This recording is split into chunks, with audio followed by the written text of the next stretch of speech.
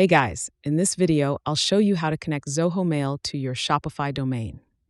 All right, so let's begin with the video.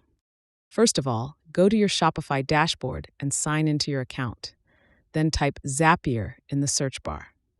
After that, you will see an app named Zapier Workflow Automation. Simply click on it and install this app on your Shopify website. Once you have installed it, you will be redirected to the Zapier website. First, you need to sign up on Zapier. Then you will see an option to connect Shopify with over 7,000 apps. Simply click on it, and you will be redirected to the next page. Here, you need to set the trigger event and then sign into your Shopify account.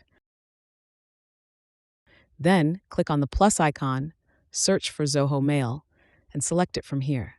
Next, set the action event you want and sign in to your Zoho Mail account.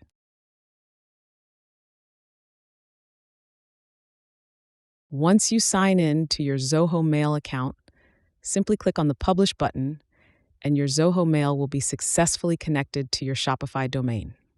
So that's basically how you can connect Zoho Mail to your Shopify domain. If you find this helpful, consider subscribing and giving this a big thumbs up. Thanks.